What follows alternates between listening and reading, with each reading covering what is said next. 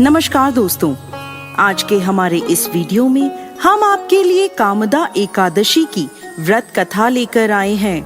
एक समय की बात है, भगवान श्री कृष्ण और युधिष्ठिर महाराज के बीच संवाद हो रहा था। युधिष्ठिर महाराज ने भगवान श्री कृष्ण से कहा, हे केशव, मेरा प्रणाम स्वीकार करें और कृपा आप मुझे चैत्र मास के शुक्ल पक्ष में आने वाली एकादशी के विषय में बताएं।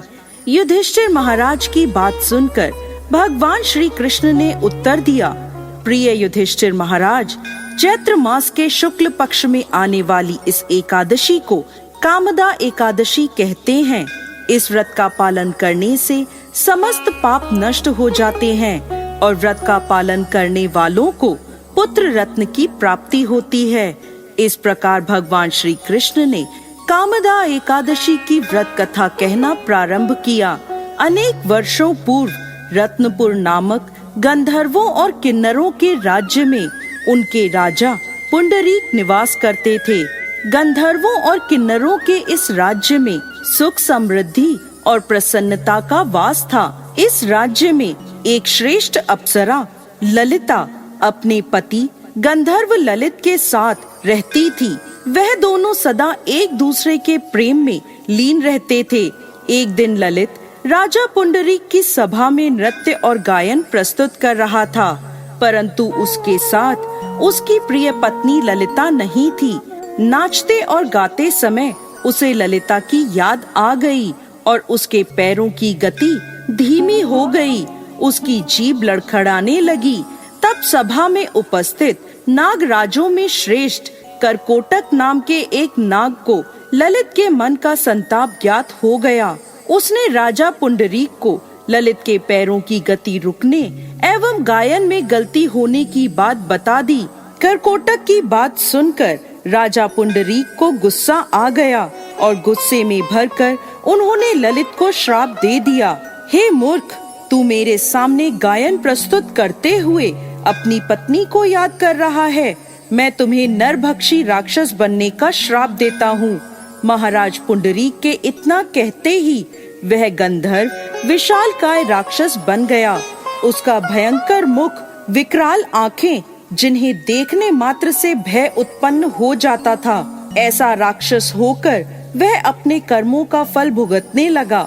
जब उसकी प्यारी पत्नी ललिता को इस बात का पता चला तो वो बहुत दुखी हुई। ललिता अपने पति के विकराल आकृति देखकर मन ही मन सोचने लगी, क्या करूं, कहाँ जाऊं? मेरा पति बहुत कष्ट भुगत रहा है। वह रोती हुई जंगलों में अपने पति के पीछे पीछे घूमने लगी। जंगलों में घूमते घूमते उसे एक सुंदर आश्रम दिखाई दिया, जहाँ एक शांत मुनि बैठे हुए थे। ललिता शीघ्र उनके पास गई और मुनि को प्रणाम करके उनके सामने खड़ी हो गई। उस दुखी नारी को देखकर मुनि बोले, तुम कौन हो और यहाँ कैसे आई हो? ललिता ने कहा, हे महामुनि, मेरा नाम ललिता है। मेरे स्वामी अपने पाप दोषों के कारण राक्षस बनकर घने जंगल में भटक रहे हैं। उनकी यह अवस्था मुझसे देखी नहीं जाती। आप मुझे कोई ऐसा उपाय बताएं जिसके प्रभाव से मेरे पति को राक्षस योनि से छुटकारा मिल जाए। मुनिवर बोले, हे पुत्री, इस समय चैत्र मास के शुक्ल पक्ष की कामदा नामक एकादशी है, जो सभी पापों को हरने वाली है और अति उत्तम है। तुम कामदा एकादशी का विधि पूर्वक व्रत करो और व्रत का पुण्य अपने स्वामी को प्रदान करो। पुण्य देने पर क्षण भर में ही उसके सारे दोष दूर हो जाएंगे। मुनि के यह वचन सुनकर ललिता ने कामदा एकादशी का विधिवत व्रत और पूजन किया। पूजन करने के बाद वह उन्हीं ब्राह्मण ऋषि के समीप गई और अपने पति के उद्धार के लिए यह वचन कहने लगी, मैंने जो यह कामदा एकादशी का व्रत किया है, इसके पुण्य के प्रभाव से मेरे पति को राक्षस योनि से मुक्ति मिल जाए। ललिता के इतना कहते ही क्षण भर में ललित का पाप दूर हो गया और उसने पुनः अपने दिव्य देह को धारण कर लिया।